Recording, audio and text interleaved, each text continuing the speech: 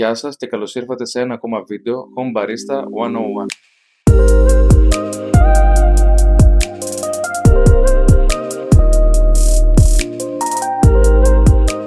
Σε αυτό το βίντεο θα μάθουμε πώς να φτιάξουμε ένα παραδοσιακό διπλό εσπρεσάκι που είναι η βάση για πολλά ροφήματα, καθώς επίσης και να μάθουμε 2 με 3 βασικούς κανόνες που βοηθάνε στην παραγωγή ενός γευστικού εσπρέσο. Για αρχή, ας γνωρίσουμε όμως τον εξοπλισμό μας. Στο δικό μου coffee station έχω μηχανή η οποία παίρνει αλεσμένο καφέ, εξού και η μήλη άλυσης που διαθέτω με 58mm portafilter. Εάν δεν γνωρίζετε πώς αναγνωρίζουμε το μέγεθος του portafilter, τότε θα το βρείτε στο προηγούμενο βίντεο Home Barista 101 που υπάρχει στο προφίλ μου.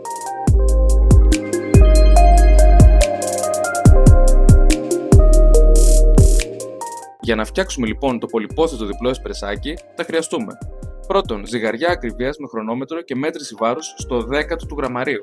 Είναι ένα αναπόσπαστο κομμάτι του μπαρίστα για μια σωστή εκχύληση καφέ, όπως θα δούμε και παρακάτω. Δεύτερον, όσο το δυνατόν πιο φρέσκο καφέ. Είναι η αρχή και το τέλος ενός πετυχημένου εσπρέσο με πλούσια κρέμα.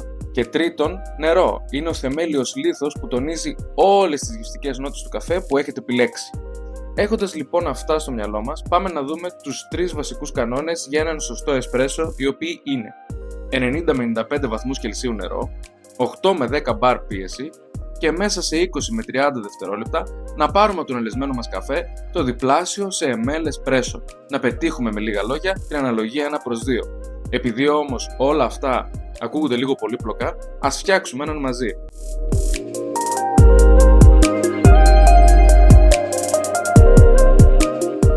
Για το δικό μου setup, ιδανικό είναι αυτή τη στιγμή 21 γραμμάρια καφέ, οπότε ζυγίζω την ποσότητα αυτή. Πιέζω με το τάμπερ τον καφέ και τοποθετώ στη μηχανή το portafilter μαζί με τη ζυγαριά και ένα ποτηράκι για τον καφέ. Σε περίπου 25 δευτερόλεπτα και πίεση 8 με 10 μπαρ θα πρέπει να έχω 42 ml καφέ.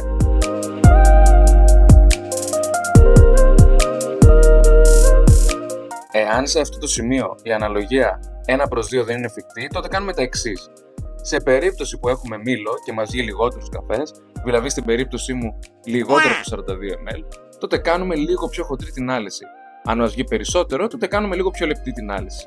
Σε περίπτωση που δεν έχουμε μήλο και χρησιμοποιούμε έτοιμο αλεσμένο καφέ, η άλυση είναι αυτή που έχει ο καφές σε όλη τη συσκευασία και δυστυχώς δεν αλλάζει. Μπορούμε όμως να αλλάξουμε λίγο τα γραμμάρια που βάζουμε στο portafilter. Δηλαδή, αν εμένα μου έβγαινε λιγότερο από 42 ml, τότε ίσως στην επόμενη δόση καφέ έβαζα 20,5 γραμμάρια και εννοείται το ανάποδο αν έβγαινε περισσότερο βάζοντας 21,5 γραμμάρια.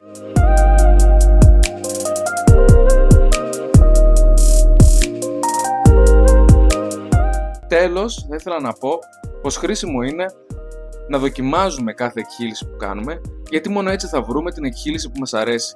Μπορεί η πιο γευστική αναλογία για κάποιο καφεδάκι να μην είναι αυστηρά στο 1/2, αλλά στο 1/3.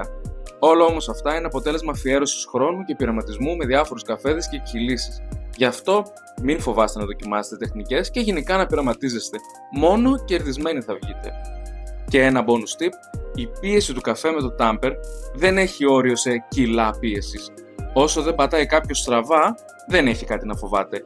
Με λίγα απλά λόγια, πατήστε όσο πατιέται. Σκοπός είναι να συμπιέσουμε τον καφέ όσο πιο πολύ γίνεται για να περάσει από μέσα του ομοιόμορφα το νερό.